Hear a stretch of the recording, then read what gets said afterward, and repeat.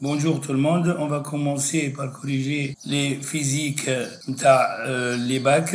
Je vais aujourd'hui bac 2022 sciences physiques, donc de la session principale, section mathématiques. Je vais donc la chimie, elle est à la 7 points. Et on va commencer par l'exercice numéro 1, les hauts sur 3,5 points. Alors nous lisons l'énoncé. On dispose au laboratoire de chimie des solutions aqueuses suivantes.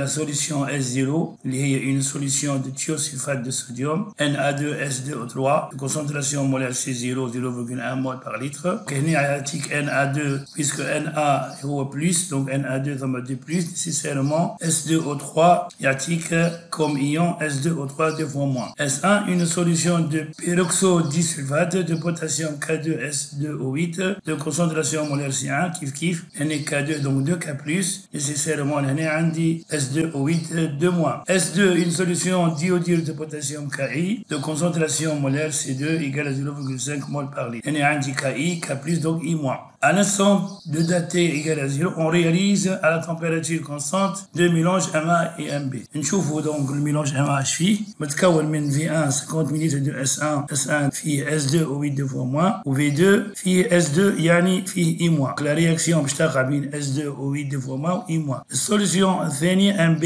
50 ml فيها V2 MB ناخذوا من MB V1 وناخذوا من S2 V2 50 ml. كالعادة donc une réaction entre S2O8 2 fois moins et I-. لكن هنا زدنا un volume V3 d'eau distillée للMB. الفرق بين MA و MB هو كونه في الثاني زدنا de l'eau distillée. Alors هنا في l'énoncé شي يقول لك يعطيك l'équation de la réaction. Chacun de deux mélanges MA et MB est alors le siège de la réaction lente et totale représenté par l'équation chimique suivante de I-, S2O8 2 fois moins يعطيك I2 plus 2SO4 2 fois moins. On désigne par XFA l'avancement final de cette réaction dans le mélange MA. À différents instants de date T, on prélève un volume V de P, l'eau à 10 ml, de chacun de deux mélanges que l'on dilue immédiatement avec de l'eau glacée. Ou tard, vous l'avez l'eau glacée pour faire ce qu'on appelle le blocage cinétique. Puis, on dose le diode formé par la solution S0 en présence d'un poids d'amidon. Le poids d'amidon l'aîné, puis j'ai l'indicateur coloré. On note V2, le volume de la solution S0 ajouté à l'équivalence.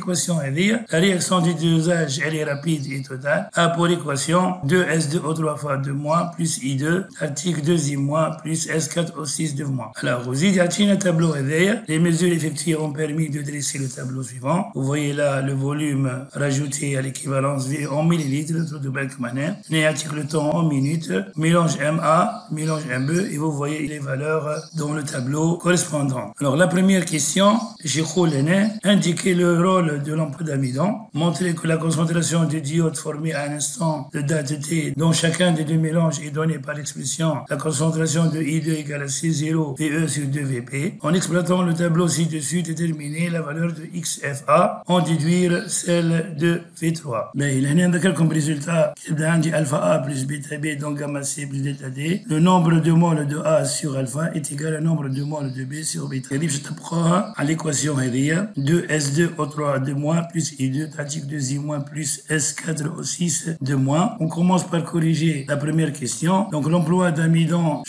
il permet de repérer le point d'équivalence d'oxydoréduction. Donc là, pour l'emploi d'amidon, ma diode, il y a une couleur bleue. Lorsque la solution perd la couleur bleue, c'est qu'on a consommé toute la quantité de I2. L'équivalence, on a NI2 égale à N demi NS2O3 2 fois moins. كيفاش نلقاوها نذكروا اللي شفنا قبل يبدا عندي alpha A plus bêta B donc gamma C plus delta T. Résultat, c'est que le nombre de moles de A sur alpha est égal au nombre de moles de B sur bêta. Il t'apprend à l'équation TAN. Autrement dit, le nombre de moles de I2 sur 1, voilà, est égal au nombre de moles de S2O3 fois, est égal au nombre de moles de S2O3 de moins sur 2. وبالتالي نعرف le nombre de moles de I2 هو la concentration fois le volume. I2, la concentration de I2 fois le volume prélevé est égal à 1 demi C0, la concentration C0 fois V d'équivalence. Ce qui nous donne maintenant I2 est égal à C0 VE sur 2V. Petit c, il nous dit que en exploitant le tableau ci-dessus, déterminer la valeur de XFA, en déduire celle de